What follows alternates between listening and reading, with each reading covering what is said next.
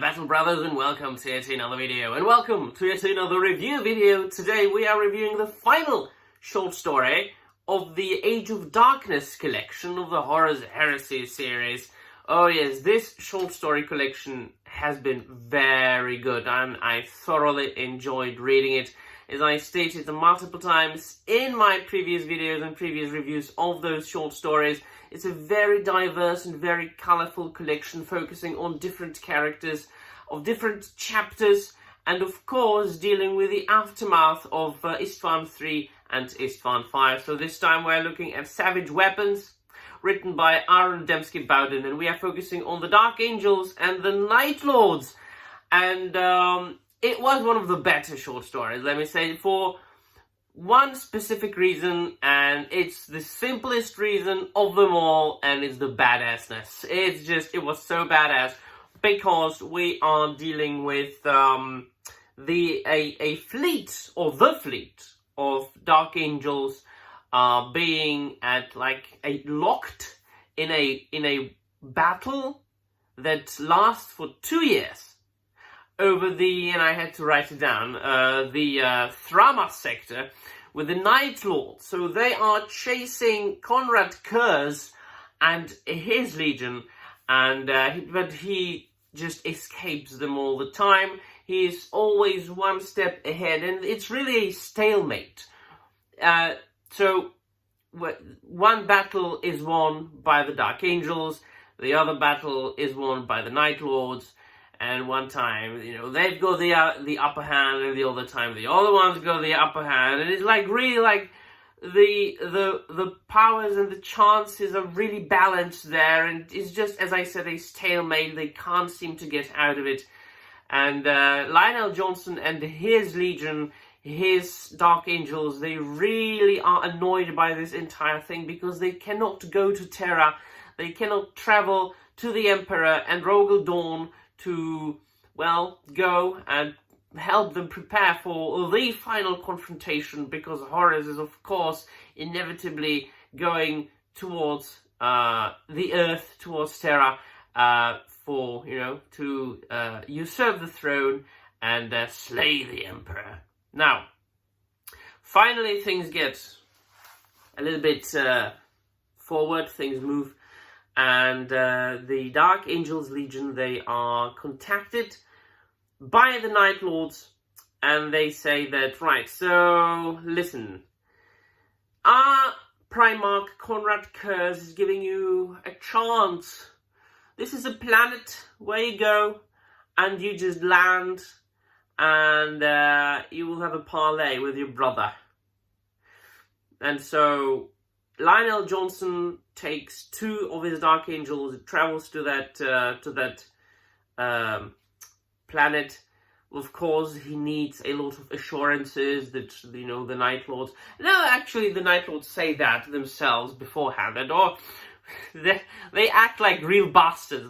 They act really pesky, because it's like 2 legionnaires, 2 Night Lords call them, and they say, "Oh, we will prove that we are the nice guys, and we will move our fleet away from the orbit, so you know that we won't shoot at you from the orbit when you are having your parlay."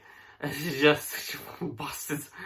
And so they meet, and then the real stuff starts. It was, and then I said that it was awesome because of the badassness. Yes, because obviously they beat the crap out of each other on that planet.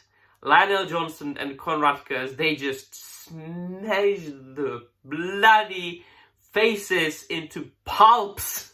It's fantastic. But what's even better is what comes before that, and that is the moment. And before that even there's this entire subplot of one of the Corswain, I think he's called, one of the Dark Angels legionnaires who is struggling with a dream where he is hunting a monster, and that monster doesn't die, and it's all very metaphysical, as it is very often with these stories, not only short stories but novels as well. to see, you know, into the like mental and psychological like processes of those different characters. And then of course there's the fact that his colleague, his battle brother, I'm still a little bit sick, still have got the cold, so I will blame it on that.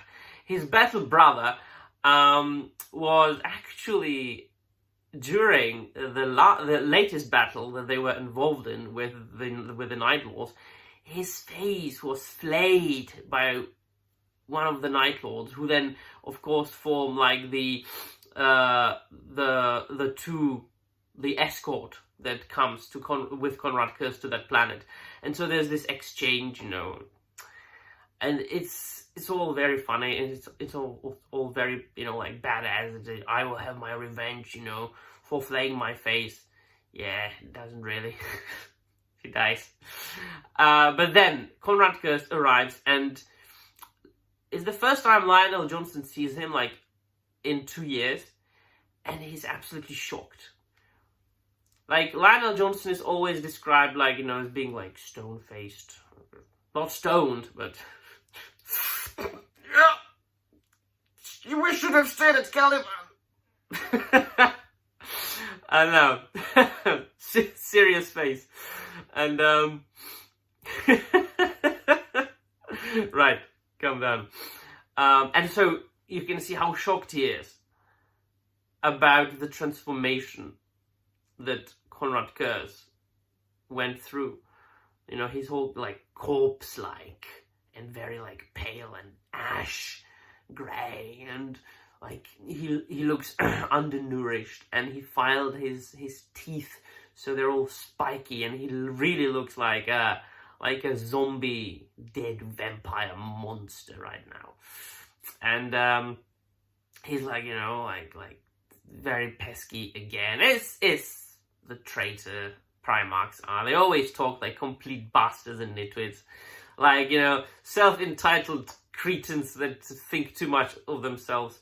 But there's always, I like that too, but there's always a moment of kind of clarity when they, like, realize that, oh yeah, this fate isn't really what I really wanted.